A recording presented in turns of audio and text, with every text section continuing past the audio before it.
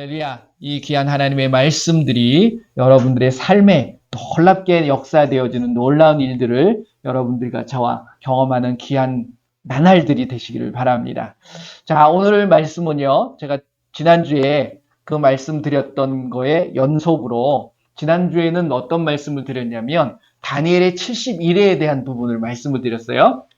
제가 아까도 말씀드렸지만 우리 하나님께서는 그냥 즉흥적으로 이거 하고 싶다 이래가지고서 무슨 일을 행하시는 게 아니라 태초부터, 즉 태초 이전부터 하나님께서는 모든 것들을 계획하심에 따라 그 모든 계획하신 대로 이루어가고 계시다는 사실이에요. 근데 맨 처음에는 몰랐지요. 근데 여러분들이 창세기 1장을 보게 되면 천지 창조에 대한 부분이 나옵니다. 그것도 그냥 무턱대고 하시는 것이 아니라 그 이루어지는 모습을 보게 되면 질서가 있고 다 하나님의 계획하심이 있다는 거예요. 그렇잖아요. 그냥 무조건 사람 만들고 싶어. 사람 딱 만들어 놓고 아무것도 없는데 사람 만들면 돼요? 그걸 누릴 수 있고 그곳에서 거주할 수 있고 생활할 수 있는 어떤 터전들을 만들어 놔야 되잖아요. 그렇듯이 하나님께서는 모든 계획을 갖고 계신다는 거예요. 그러니까 하나님이 천지를 창조하시고 그 천지 창조를 통해서 마귀를 멸하실 계획을 갖고 계시고 그 멸하심을 이루기 위해서 친히 하나님이 이 땅에 오셨고 그것을 통하여서 모든 사람들에게 보여주고 복음을 왜? 알아야 돼요. 경험해야지만 이 사람들은 무언가를 전할 수 있는 겁니다. 여러분들이 말씀을 알지 못하면 말씀을 전할 수 있나요? 그런 것처럼 예수님에 대해서 알아야 되고 예수님의 말씀에 대해서 알아야 된다는 거예요. 그리고 나서 예수님이 가시고 나서 그냥 영원히 이렇게 살아가는 것이 아니라 다시금 뭘 멸해야 돼요? 지금까지 그 해방하고 방해하고 있는 어떤 세력들이 있다는 거죠. 그 세력이 뭡니까? 마귀예요. 그리고 그들의 무리들이란. 그것을 멸하시기 위해서 다시 오시겠다. 이거를 애초에 태초 이전부터 계획을 갖고 계셨다는 거죠. 그래서 모세를 통해서 말씀을 해주셨던 거고 모세가 창세기서부터 창세기, 출애굽기, 레위기, 민수기, 신명기를 썼잖아요. 그것을 통해서 하나님의 계획하심을 보여준 거예요. 누구한테? 누구를 통해서? 이스라엘 백성, 유대인들을 통해서 보여준 거죠. 그런데 그들이 그 말씀을 지키지 못하니까 포로 생활을 하게 돼 있는 거야. 그러니까 깨닫게 하기 위함이죠. 어려움이라는 것은 하나님께서 잘하고 있는데 어려움을 주시지 않습니다. 여러분들 그것은 진리예요. 근데 내가 뭔가 잘못하면 그걸 깨닫게 하기 위해서 하나님은 그러니까 여러분들도 자녀들을 키우신 분들은 아시겠지만 말 잘 듣는 자녀한테 뭐 잔소리 하나요? 안 하잖아요. 이게 뭔가 내가 이야기한 것을 어기고 잘 행동을 하지 않을 때에는 여러분들이 그냥 놔두는 게 사랑이 아니잖아요. 그들을 깨우치게 만들어주는 게 사랑인 것처럼 하나님은 애초에 처음부터 사랑이시기 때문에 정말 사랑하는 자녀들이 바로 갈 수 있도록 계속해서 지켜봐 주시고 인도해 주시는 부분이 분명히 있다라는 거예요. 단 하나님을 신뢰하고 믿는 자들에게. 믿지 않는 자들은 하나님께서도 가만 놔둬요. 뭐 하나님이 개입하시는 게 아니라는 거죠. 그렇기 때문에 우리에게 주신 이 말씀은 믿는 자들에게 주신 거지 믿지 않는 자들에게는 아무런 소용이 없습니다. 근데 여러분들이 예수님을 믿는다 그러면 무엇을 믿어야 된다고 그랬어요? 말씀을 믿으셔야 됩니다. 제가 여태까지 쭉 해왔던 말씀들을 여러분들이 생각해 보시면 결국 말씀에 대한 신뢰와 확신이 여러분들이 얼마만큼 갖고 있느냐 이게 중요하더라. 그러니까 구약시대에도 하나님께서는 끊임없이 천사들을 통해서 하나님의 말씀들을 전한 거예요. 그래서 그 말씀대로 순종하면 그들에게 뭐가 임하는 거예요? 복이 임하는 거예요. 근데 순종하지 않으면 뭐가 임합니까? 벌이 임할 수밖에 없다는 거죠. 그러니까 다니엘에게 준 이 말씀을 여러분들이 제가 확신하고 신뢰하고 믿는다면 이제 앞으로의 어떤 일이 벌어질까를 알 수 있다 없다? 알 수 있다라는 거예요. 근데 다니엘에게만 얘기했느냐? 아니에요. 다니엘이 얘기한 것을 누가 컨펌을 해주셨다고요? 예수님이 오셔서 컨펌을 해주셨어요. 그리고 나서 사도 요한으로부터 이제 더 확실한 구체적인 일들을 다시금 예수님께서 요한에게 말씀해 주셨다라는 거예요. 그것의 첫 번째 다니엘의 71회를 알아야 된다. 그래야지만이 계시록이 쉽게 풀립니다. 근데 우리는 계시록만 가지고 풀려고 그러잖아요. 그러니까 힘든 거예요, 결국. 그래서 말씀은 창세기부터 요한계시록까지 모든 부분들을 정확하게 그 흐름을 알 수 있으셔야 된다. 그래서 보면 구약 시대에도 이스라엘이, 그러니까 아브라함이라는 어떤 유대인의 어떻게 보면 조상이잖아요. 첫 조상이잖아요. 그 사람이 선택되기 전까지 하나님께서는 어떤 모양으로 끌고 왔냐면 하나님의 계획하신 대로 끌고 오신 거예요. 그런데 가만히 그 말씀을 여러분들이 읽어보시게 되면 그걸 이제 시대라고 할 수는 없지만 그 환경들, 어떤 큰 환경들이 이루어지기 전, 어떤 모습이 있는 그것이 있기 전까지 어떤 일이 항상 있냐면 이게 선과 악이 항상 부딪히는 모습이에요. 그것을 우리가 발견할 수 있습니다. 신약에도 마찬가지라는 거예요. 그러니까 선과 악은 끊임없이 존재하고 있는 거예요. 근데 선택은 여러분들이 자유롭게 하는 거예요. 선을 선택한 사람은 선대로 가는 거고 악을 선택한 사람은 악인이 되는 거고 그렇게 되어지는 거예요. 그러니까 예수님께서도 마태복음 25장 그 세 가지의 비유 중에 마지막 비유가 뭡니까? 양과 염소에 대한 비유를 하고 계시는 거예요. 그러니까 양이냐 염소가 되느냐 그것은 여러분들과 저희가 선택해야 될 몫이라는 거죠. 제가 말씀을 전하는 겁니다. 그러니까 여러분들은 그 말씀 그대로를 받아들이느냐 안 받아들이냐는 누구의 몫이에요? 여러분들의 몫인 거예요. 아시겠죠? 자, 그래서 9장으로 한번 가보겠습니다. 다니엘서 9장. 제가 다니엘서 9장에 대한 말씀을 드렸었잖아요. 24절서부터 27절까지 다시 한번 보겠습니다. 다니엘서 9장 24절부터 27절 같이 읽어보겠습니다. 내 백성과 내 거룩한 성을 위하여 70일을 기한으로 정하였나니 허물이 그치며 죄가 끝나며 죄악이 용서되며 영원한 의가 드러나며 환상과 예언이 응하며 또 지극히 거룩한 이가 기름 부음을 받으리라. 그러므로 너는 깨달아 알지니라. 예루살렘을 중건하라는 영이 날 때부터 기름 부음을 받은 자 곧 왕이 일어나기까지 7이레와 62이레가 지날 것이요 그 곤란한 동안에 성이 중건되어 광장과 거리가 세워질 것이며 62이레 후에 기름 부음을 받은 자가 끊어져 없어질 것이며 장차 한 왕이 백성이 와서 그 성읍과 성소를 무너뜨리려니와 그의 마지막은 홍수에 휩쓸림 같을 것이며 또 끝까지 전쟁이 있으리니 황폐할 것이 작정되었느니라.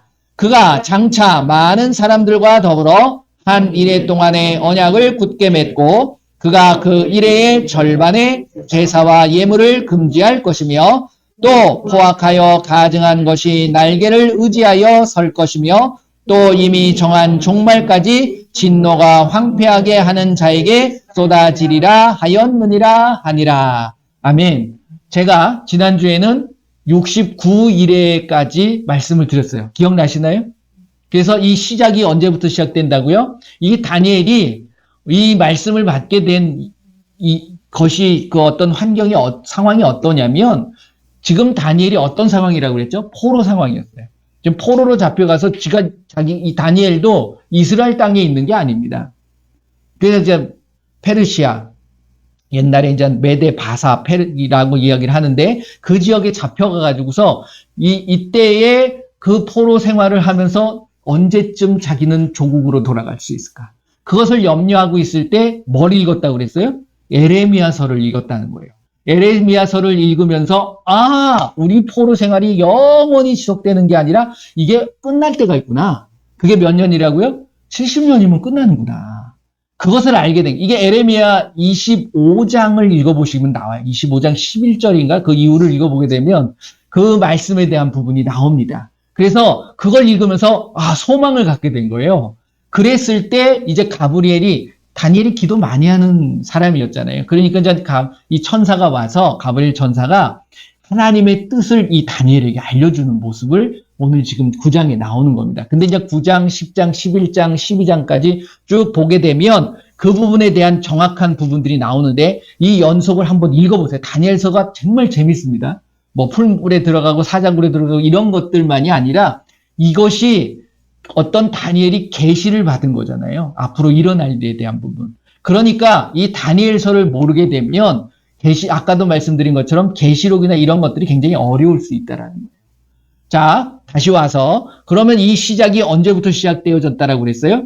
예루살렘 성을 중건하라는 영이 떨어진다. 근데 이러한 영이 성을 중건하고 성전을 중건하라는 영들이 떨어집니다. 그게 이제 세 번이 있는데 첫 번째, 두 번째는 뭘 하라고 그랬어요? 성전에 대한 부분이었고 세 번째가 바로 성에 대한 것을 보수하고 중건하라. 이 말씀을 해주셨다는 거죠. 이게 이제 아닥사스다라는 왕 때 이것이 BC 400 기억나세요? 57년이다.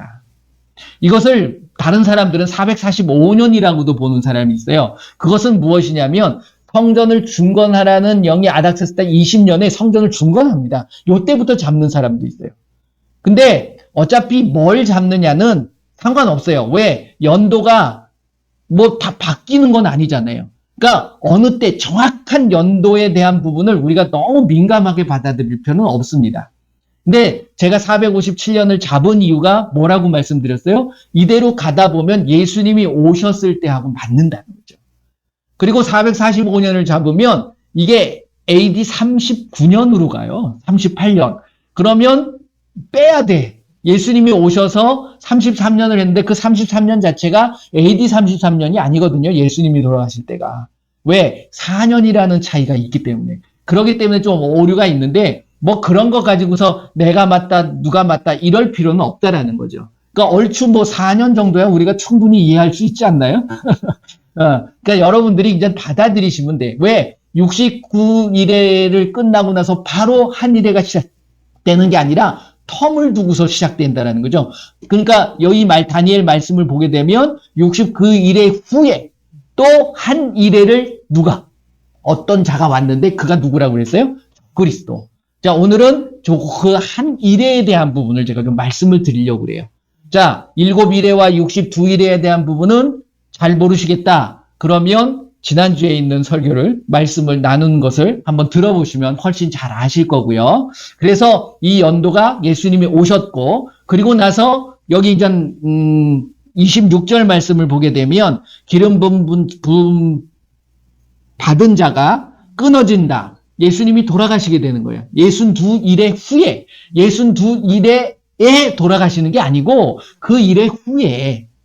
그렇죠. 그렇기 때문에 예수님이 오셨다가 그게 이제 30년 공생애를 시작하는 나라고 맞거든요. 62일을 하게 되면 제가 이제 457년 BC 457년부터 가게 되면 그랬고 그 후에 예수님이 돌아가시는 거예요. 3년 반 동안 그가 공생애를 하시고 나서 그리고 나서 그 다음에 뭐라고 됐어요? 장차 한 왕의 백성이 와서 누가 온다고 그랬어요? 로마의 디도 장군이 옵니다. 나중에 이제 왕이 되는데 그 장군이 와서 예루살렘 성을 완전히 그 벽돌 위에 벽돌 하나 없이 완전히 파괴해버리죠. 그리고 나서 그의 마지막은 홍수에 휩쓸림 같을 것이며 또 끝까지 전쟁이 있으니 이거는 지금 다니엘이 누구에게 이야기하고 있는 거예요? 어느 민족에게? 이스라엘 민족이에요. 그걸 아셔야 돼요. 그러니까 지금 전쟁이 일어나는 게 전 세계의 전쟁으로 보시면 안 되고 이것은 우리가 이스라엘로 보면 돼. 그러면 이스라엘이 지금 계속해서 전쟁이 일어나나요? 안 일어나나요? 끊임없이 전쟁하는 데가 그 나라예요. 그렇죠. 그러므로 인해서 뭐가 이루어집니까? 황폐해져요. 팔레스타인이 뭔지 압니까? 성경에 나오는 블레셋이에요, 블레셋. 뭐 다 알고 계시는 분도 계신데 그렇게 얘기하면 그랬어요? 그런 분도 계시더라고. 똑같은 민족입니다. 여기서는 성경에서는 블레셋이라고 얘기했고 그것이 영어 성경을 보게 되면 팔레스타인. 그러니까 계속해서 끊임없이 이 이스라엘 민족 유대인들은 누구하고 싸우냐면 이 블레셋 민족하고 싸우는 거야. 그러니까 지금까지 그러고 있는 거야. 그게 하나님께서 작정해 놓으신 거예요. 자, 그 다음에 그게 이제 거기까지 제가 말씀을 드렸던 거고 오늘은 27절 보면 뭐라고 나와요? 그가 장차 많은 사람과 더불어 한 일해 동안의 언약을 약속을 맺는 거야. 한 일해는 뭐라고 그랬죠? 7년이라고 그랬잖아요. 그러니까 7년 동안의 언약을 자기가 이게 뭐냐면 하나님께서 허락하신 부분입니까? 아닙니까? 하나님이 허락하신 거예요. 이것이 계시록에 가보게 되면 대환란에 대한 부분입니다. 무슨 날로 나오냐면 42달, 그 다음에 1260일, 그 다음에 한때, 두때, 반때 이렇게 해가지고서 3년 반, 그 다음에 1260일, 요게 이제, 이게 두 번 이루어지는 그런 것을 우리가 발견할 수 있어요. 그게 보면 어떻게 몇 년이 돼요? 7년이 나오거든요. 그래서 여기서 보게 되면 장차, 이게 굉장히 중요한 말씀입니다. 요 말씀에 대한 부분을 예수님이 마태복음 24장에 말씀을 하고 계십니다. 한번 보실까요? 요대로 나도 요거 다시 올 겁니다. 마태복음 24장 15절.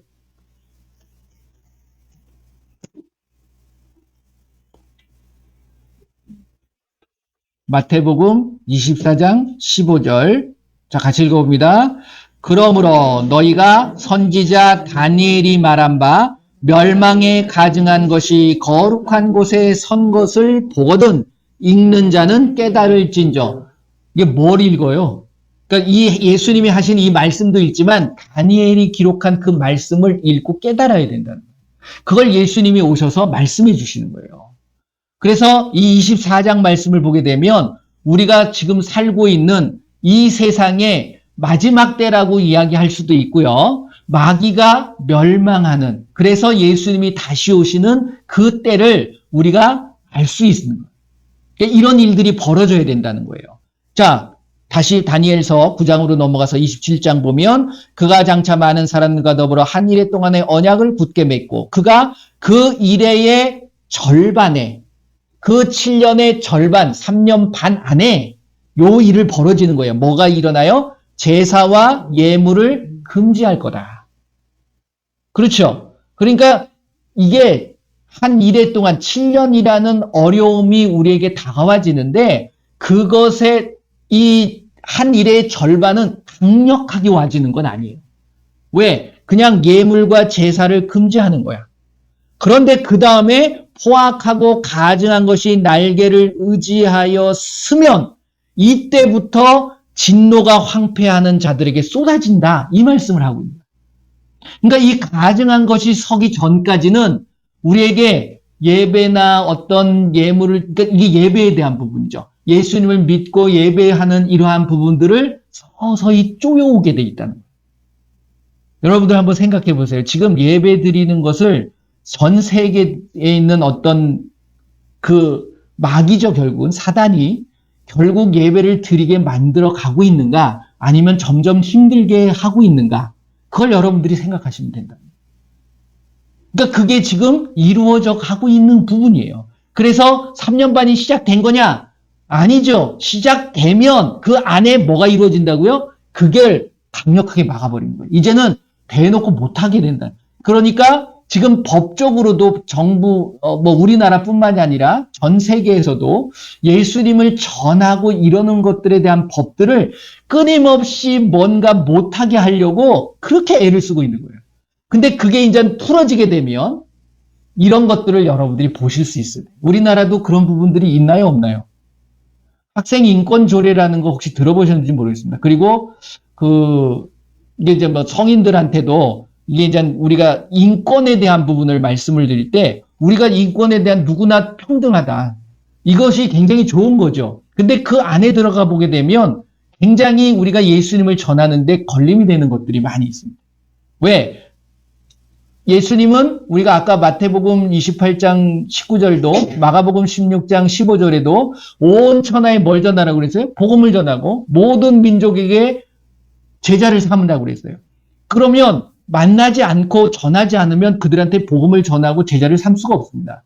그런데 이러한 법들을 보게 되면 그걸 못하게 막는 거예요. 전도하게 되면 인권을 침해한다는 거지. 난 자유롭게 그러니까 스스로 믿는 건 상관없는데 누군가가 강요해서 전하게 되면 그거는 법적으로 걸린다. 이게 되어진다는 거죠. 그러니까 이런 것들을 지금 우리나라에서도 이루어지고 있잖아요. 그것 때문에 서로들 안 된다, 이거 반대해야 된다, 이런 이야기들도 많이 들어보신 것처럼. 그러니까 그런 일들이 벌어지고 있는 거예요. 그런데 아직 가증한 것이 어디 있습니까? 이 가증한 것이. 거룩한 곳에. 거룩한 곳이 어디냐? 그것을 알아셔야 돼요. 거룩한 곳이 어딜까요?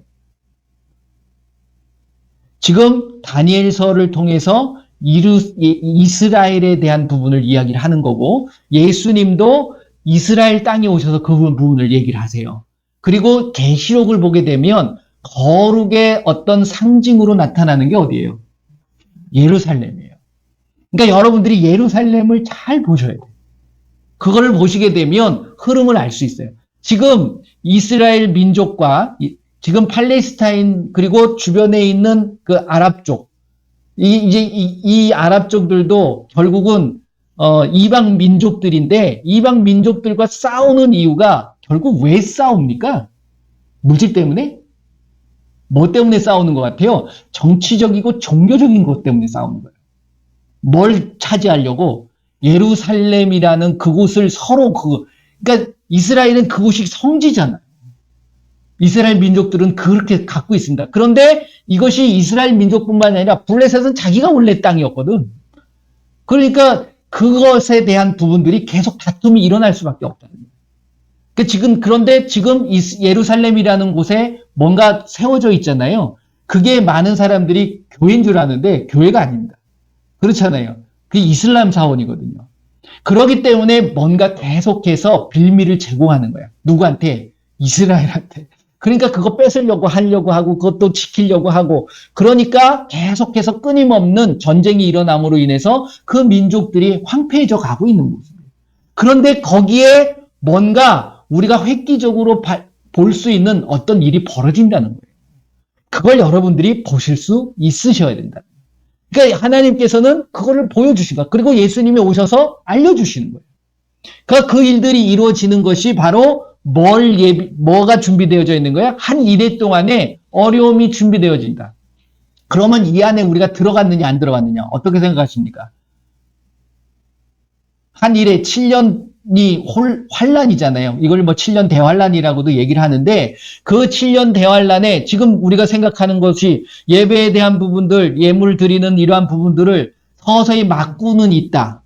그리고 이제 계시록 말씀을 보게 되면 여러 가지 이제 상황들이 일어납니다. 그것이 6장, 계시록 6장을 보게 되면 이제 그 재난의 시작을 뭘로 띄기 시작하냐면 인이라는 것을 띄기 시작을 해요. 그렇죠?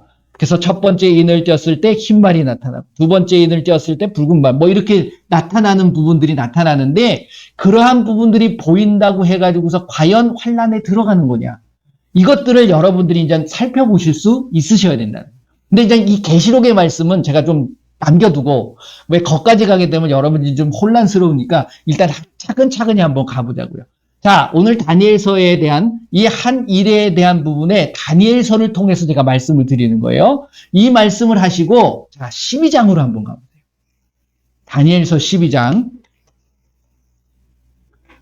12장을 보면 자, 이 12장을 한번 다 읽어보세요. 오늘 가셔서 다 읽어보시게 되면 이게 이제 마지막 날에 대한 부분.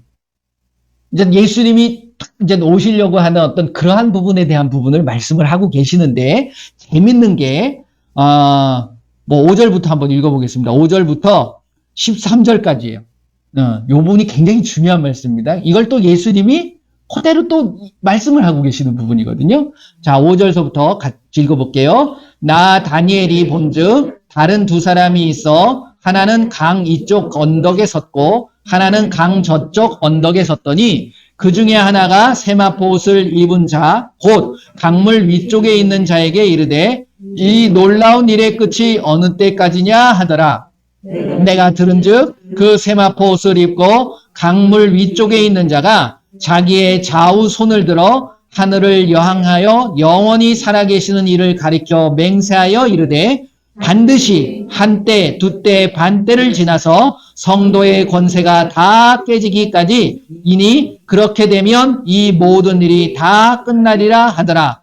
내가 듣고도 깨닫지 못한지라 내가 이르되 내 주여 이 모든 일의 결국이 어떠하겠나이까 하니 그가 이르되 다니엘아 갈지어다. 이 말은 마지막 때까지 간수하고 동함할 것임이냐. 많은 사람이 연단을 받아 스스로 정결하게 하며 희게 할 것이나 악한 사람은 악을 행하리니 악한 자는 아무것도 깨닫지 못하되 오직 지혜 있는 자는 깨달으리라. 매일 드리는 제사를 폐하며 멸망하게 할 가증한 것을 세울 때부터 1290일을 지낼 것이요 기다려서 1335일까지 이르는 그 사람은 복이 있으리라. 너는 가서 마지막을 기다리라. 이는 내가 평안히 쉬다가 끝날에는 내 몫을 누릴 것임이라. 아멘.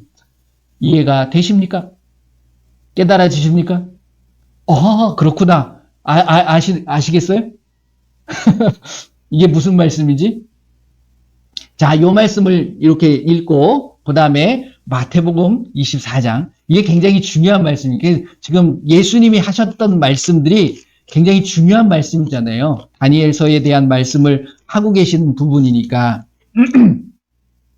마태복음 24장 말씀을 보게 되면, 다니엘의 이야기한 것, 멸망에 가증한 것이 거룩한 것에 선 것을 보거든. 여기도 그 선 것에 대한 부분을 그때부터 이런 이야기를 하고 있잖아요. 그러면서 이런 큰 환란이 있고, 자, 21절 보세요. 21절, 마태복음 24장 21절입니다. 읽어보세요. 시작. 이는 그때 큰 환란이 있겠습니다. 창세로부터 지금까지 이런 환란이 없었고 후에도 없으리라. 그래서 큰 환란이라는 거야. 그런데 이 21절보다 22절 말씀이 굉장히 중요합니다. 자, 22절 말씀 읽어봅니다. 시작. 그 날들을 감하지 아니하면 모든 육체가 구원을 얻지 못할 것이나 그러나 택하신 자들을 위하여 그 날들이 뭐예요? 환란의 날들을 감하여 주시겠다라고 말씀하십니다. 자, 다니엘서 9장을 보게 되면 한 이레의 언약을 맺어요. 누가? 적그리스도. 이게 이제 결국은 사단이 조종하는 자죠. 그 자가 결국은 믿는 자들에게 환란을 주는 겁니다. 믿지 않는 자들은 환란이 아니에요.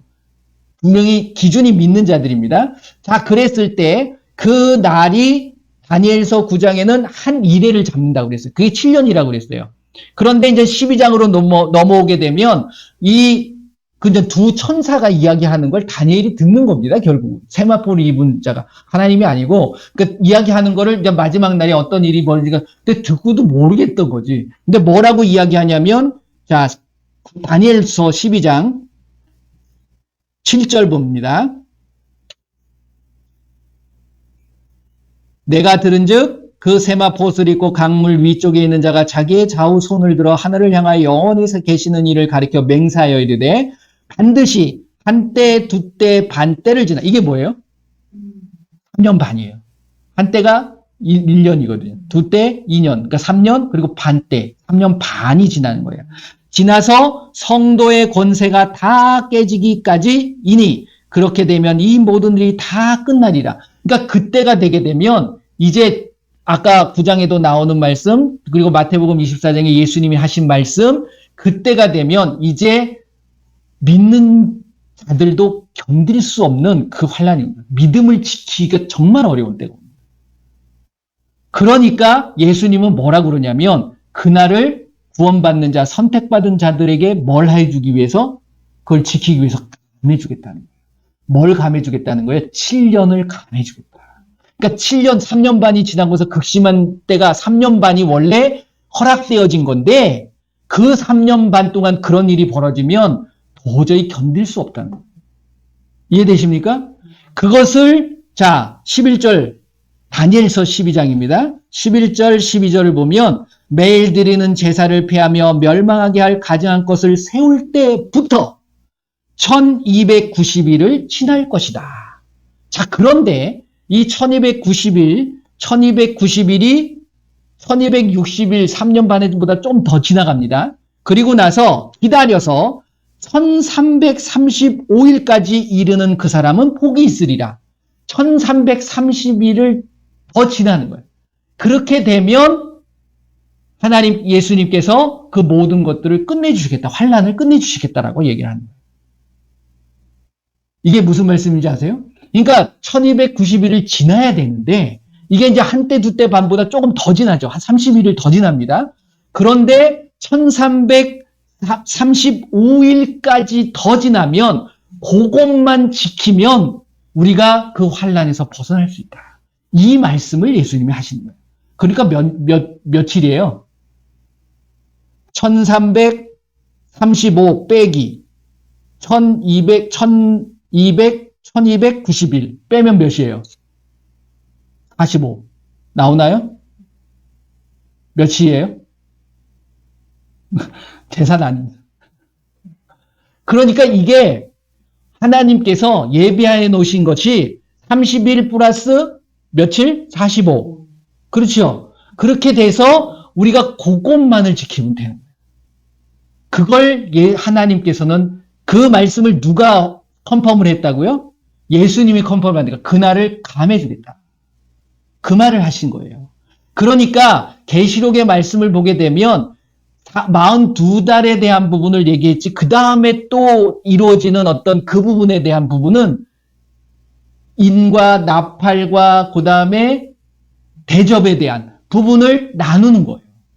그러니까 그렇다고 해서 7년이 없어지는 게 아닙니다. 누구를 향해서? 믿는 자, 선택받은 자에게만 적용되어지는 거예요. 이게. 그러니까 그때 이제서 내가 믿고 뭐 하려고 하는 자들은 그것이 이루어지지가 않을 수도 있다는 거예요. 그러니까 다 환란을 겪어야 돼요. 7년의 환란을 3년 반은 이거는 제가 볼 때에 이렇게 얘기해 놓은 걸 보면 전 3년 반은 누구나 겪을 수 있는 일들이에요. 믿는 자나 믿지 않는 자나. 그러면 요 때가 무엇이냐? 요 때를 기준으로 해가지고서 무슨 일이 벌어지냐? 우리가 휴거에 대한 부분을 많이 얘기하잖아요. 솔직히 계시록 말씀을 보게 되면 휴거라는 이야기가 없어요. 하나님 앞 믿는 자들이 들려 올라간다 이런 얘기는 없어요. 이게 뭐냐면 예수님께서 마태복음 24장에 신랑이 왔을 때 신부를 맞이하는 어떤 이러한 부분들을 가지고서 그렇게 되어질 거다. 그리고 요한계시록 14장에 어떤 인맞은 첫 열매에 대한 부분들, 그들이 예수님이 이때는 재림이 아니고 공중 재림이거든요. 예수님이 그랬을 때 신랑을 맞으러 간다라고 했던 부분 때문에 이걸 휴거로 보는 것들이 많은 사람들이 봅니다. 그런데 지금 한국 교회에서도 휴거가 일어나느냐, 아니면 휴거 없는 거냐, 그것을 그러니까 통과설이죠. 환란을 통과하느냐, 아니면 중간에 올라가느냐, 이것 때문에 많은 말들이 있어요. 그거는 여러분들이 읽으면서 판단하세요. 왜 없는 말을 우리가 할 필요는 없다는 거죠. 휴거가 없습니다. 휴거라는 단어 자체가 없어요. 그렇잖아요. 만약에 있다 그러면 제가 못 찾은 걸 수도 있는데 한번 말씀해 주시면 제가 뭐 말씀에 나와 있으니까 제가 그대로 믿어야죠. 근데 읽어도 그런 말은 없더라고요. 제가. 그렇기 때문에 제가 오늘 말씀드리는 건 뭐냐면 다니엘서의 69일에는 말씀을 드렸고 한 일에 대한 부분을 말씀드려요. 근데 그 한 일회가 모든 사람들에게 공통적으로 적용되어지는 부분이지만 그 부분에 있어서 믿는 자들한테는 그것을 감해 줌으로 인해서 그 환란을 충분히, 근데 그 45일, 75일 동안의 환란이요, 감히 우리가 상상할 수 없는 환란이 옵니다. 그렇기 때문에 그걸 감해 주시는 거예요. 그걸 감하지 않으면 읽으셨잖아요. 마태복음 24장 말씀에 뭐라고 되어 있습니까? 22절에 마태복음 24장 22절에 창세로부터 지금까지 이런 환란이 없었고 후회도 없을 거다. 그렇기 때문에 그 날들을 감하지 아니하면 모든 육체가 구원을 얻지 못할 것이나 그러나 택하신 자들을 위하여 그 날들을 감하시리라. 이게 축복이라는 거예요. 그걸 다니엘서를 통해서 얘기를 해놓은 거예요. 이해가 되십니까? 맞아지십니까? 그리고 이 일회가 되어지기 전까지 하나님께서는 이 시대를 어떻게 끌어가는 거냐를 대한 부분을 요한계시록 2장과 3장을 통해서 보여주고 계십니다. 요한계시록 2장, 3장에 뭐가 나오죠?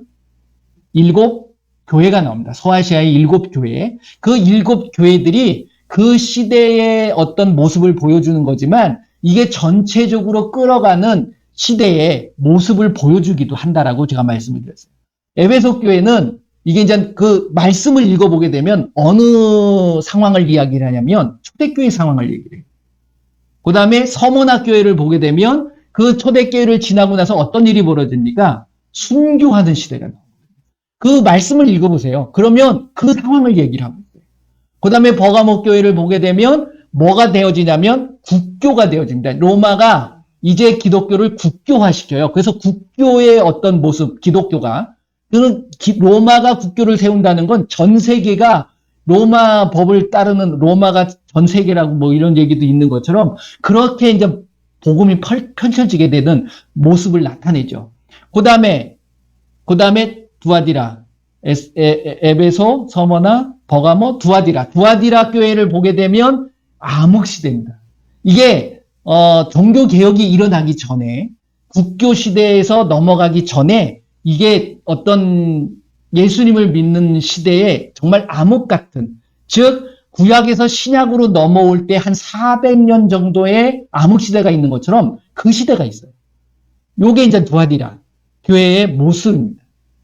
그 다음에 4대 교회를 보게 되면 그거에 끝나고 나가지고서 이제 뭐가 전파가 되냐면 이제 어떤 복음이 종교 개혁이 일어나죠. 그 암흑 시대를 깨므로 인해서 종교 개혁 시대가 됩니다. 그래서 그때부터 새로운 어떤 복음을 전하기 위한 많은 사람들을 세워나가는, 선지자들을 세워나가는 거죠, 일종의.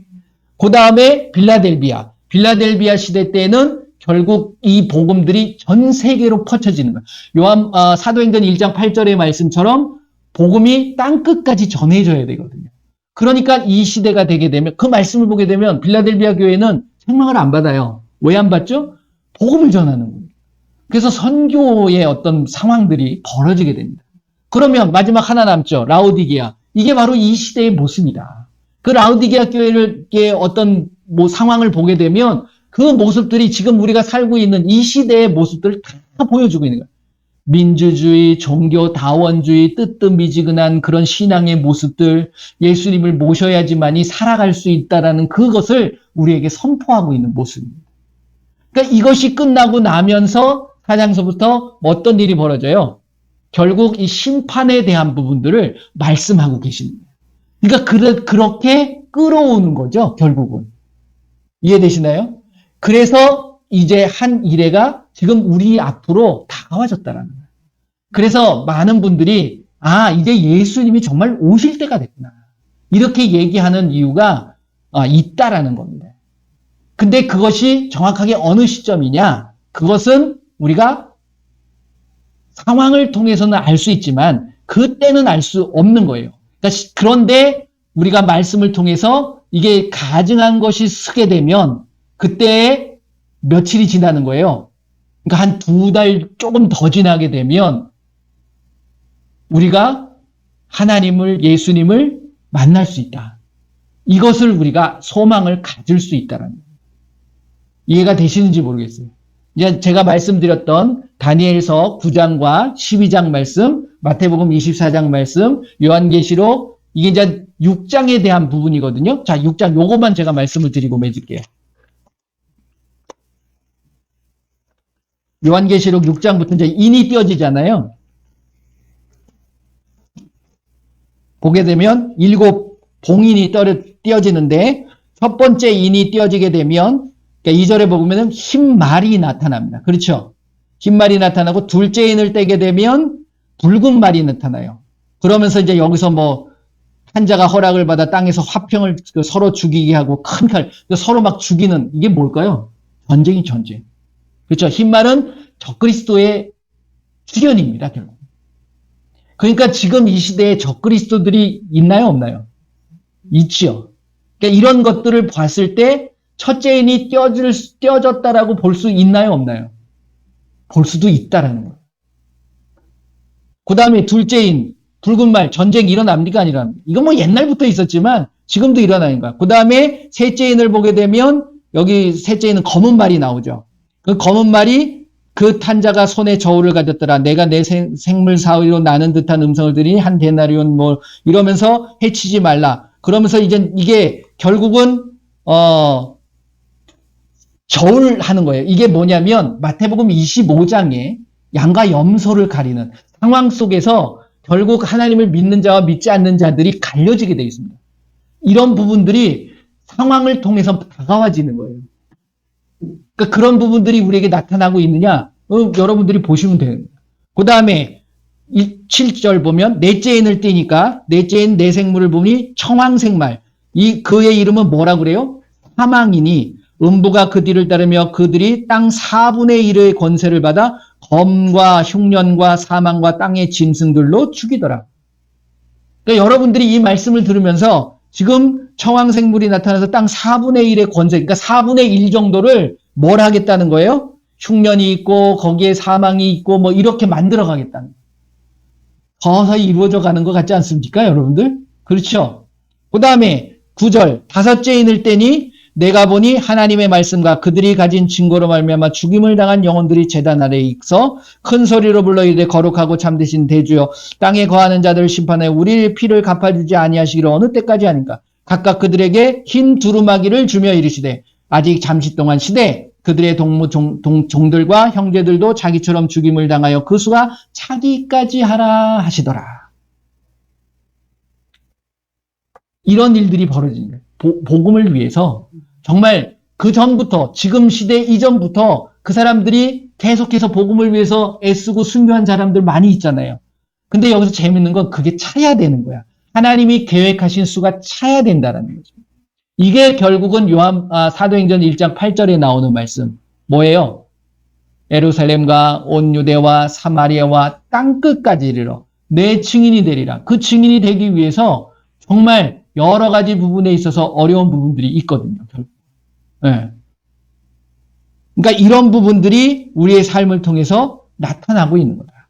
그 다음에 여섯째 인을 떼니 큰 지진이 나며 해가 검은 털과 짠 상복같이 검어지고 달은 온통 피같이 되며 이런 일이 있었나요? 아직은 아니잖아요. 자, 요게 베드로후서 3장을 보면 베드로후서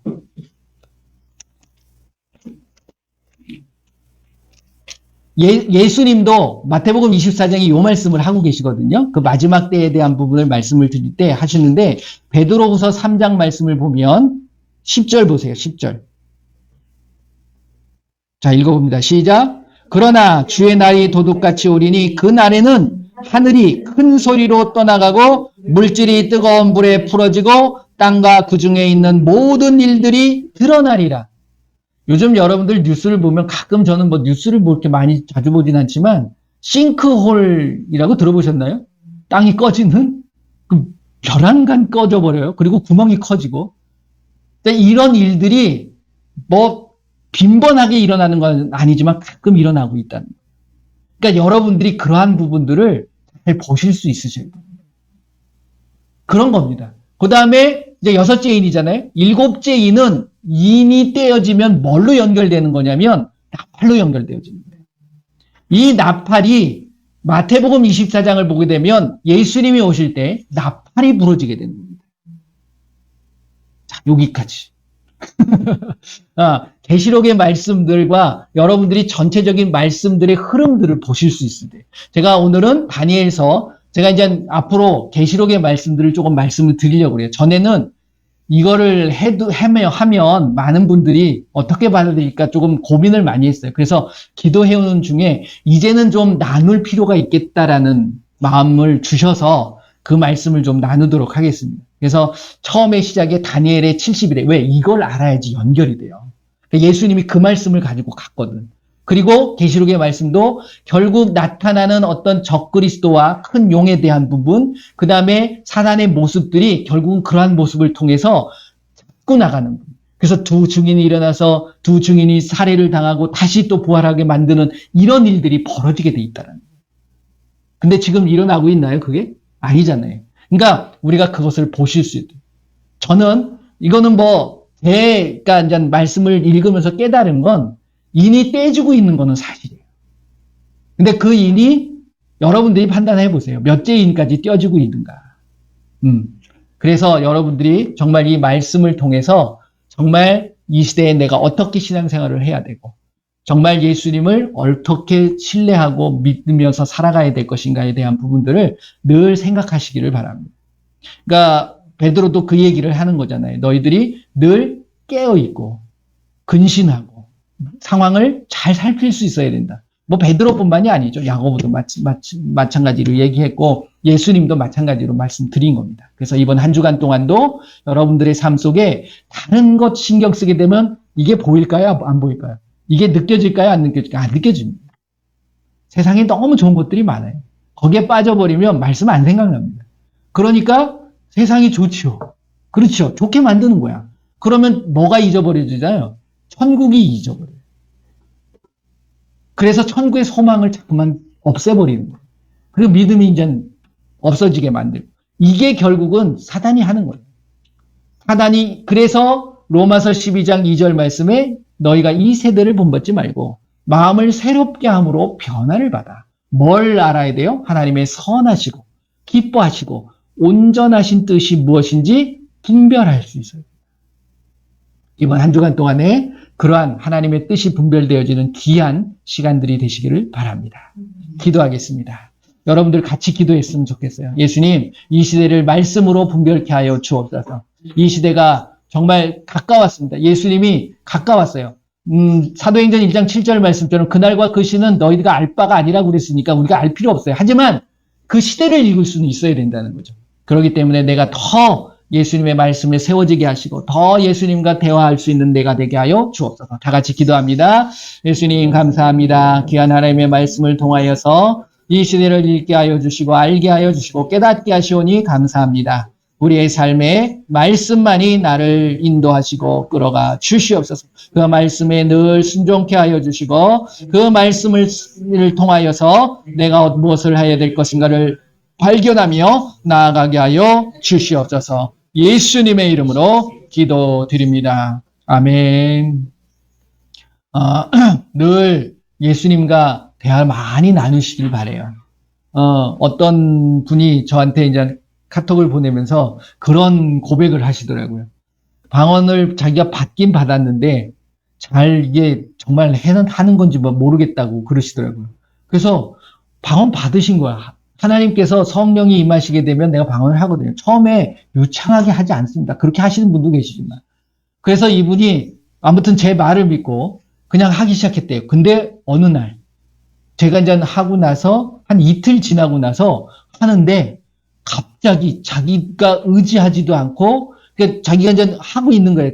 하다가 보니까 갑자기 이게 뭐냐면요. 맞아지는 거예요. 누구하고요? 예수님하고. 요게 맞아야 돼요. 제가 계속 무전을 치게 되면 그쪽에서도 이게 주파수가 맞아야지 딱 연결이 되는 거잖아요. 그걸 내가 해야 되는 거예요. 이 연결될 때까지. 연결이 딱 되고 나니까 너무 신기해요. 자기는 10분도 하기 힘들었는데 30분이 훅 지나가고 1시간이 훅 지나가고 너무너무 신기하고 재밌대요. 원래 이 방언기도가 재밌습니다. 힘든 게 아니에요. 예수님하고 좋은 사람하고 시간을 오래 지나게 되면 그게 오랜 시간이 지났다라고 생각되나요? 벌써 몇 시간이 지난 거거든요.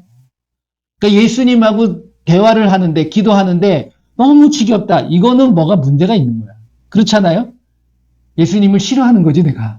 의무감으로 하면 안 돼요. 그러니까 대화를 좋은 사람하고 하면 여러분들 좋은 사람하고 하루 종일 있어도 그 실증이 나던가요? 아니잖아요. 예수님이 어떤 존재이십니까? 실증 나는 존재입니까? 아니면 하루 종일 있어도 정말 좋은 존재입니까? 여러분들이 그걸 보면서 내가 예수님을 어떤 마음을 가지고 있느냐를 살펴볼 수 있는 거예요. 자, 이 시간에 또 아프신 분들, 또 문제 있는 분들을 위해서 한번 기도하도록 하겠습니다. 이 시간에 예수님의 이름으로 내가 아픈 곳이 있다 그러면 여러분들 손대시고 예수님의 이름으로 나을지어다. 예수님을 깨끗해질지어다. 그리고 어떤 문제가 있으면 예수님의 그 문제를 올려드리면 돼요.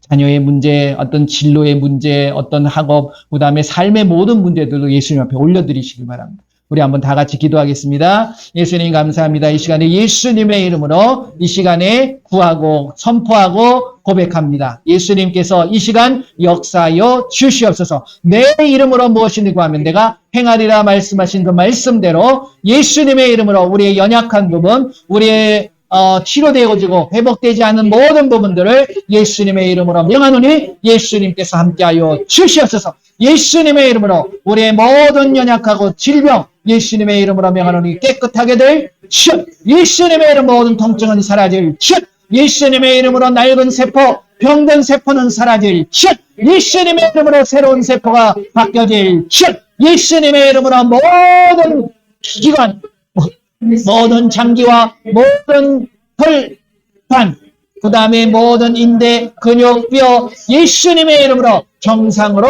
회복될 칠. 예수님의 이름으로 강건해질지어다. 예수님의 이름으로 정신적으로 어렵게 만드는 이 약하고 더러운 귀신들 예수님의 이름으로 완전히 떠나갈지어다.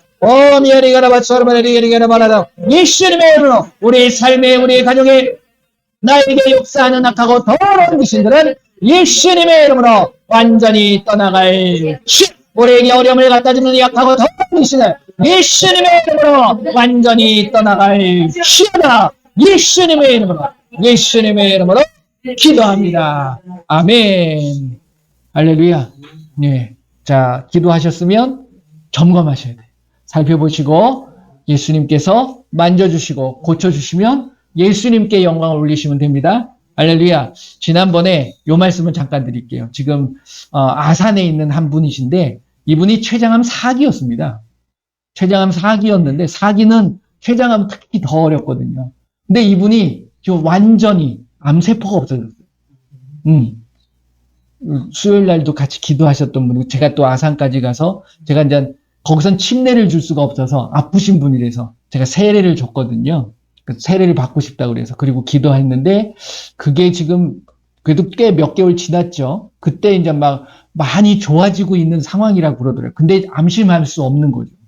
그런데 지금 한 몇 달 지난 상황에 암세포가 없어져요.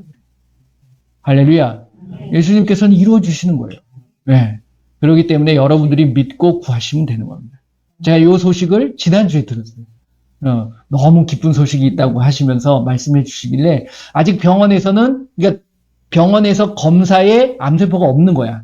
근데 이제 이게 다시 이제 정확하게 검사를 해야지만이 완치됐습니다. 이렇게 이제 하는데 아직 그거는 없는데 뭐 암세포가 없는데 치료된 거죠. 그렇잖아요. 근데 암세포는 끊임없이 생기기 때문에 그 정도면 예수님께서 고쳐주신 거라고 저는 확신합니다. 예. 뭐 애초에 처음부터 저는 그 확신을 갖고서 기도했기 때문에 그러니까 여러분들의 삶도 늘 예수님께서 회복시켜 주실 줄 믿습니다. 모든 영광 예수님 앞에 올려드립니다. 제가 기도하겠습니다. 예수님 감사합니다. 늘 순간순간마다 늘 함께 해주시고 예수님의 놀라운 능력이 우리의 삶을 통해서 나타나게 하심을 감사를 드립니다. 이 시대를 살아가면서 내가 과연 무엇을 위하여 살아갈 것인가에 대한 부분들을 늘 생각하게 하시고 예수님과 늘 동행하는 우리의 모습이 되게 하여 주옵소서. 예수님이 오실 때가 됐음을 그것이 불안함으로 다가오는 것이 아니라 환희와 기쁨으로 맞아들일 수 있도록 저희들을 붙잡아 주시옵소서.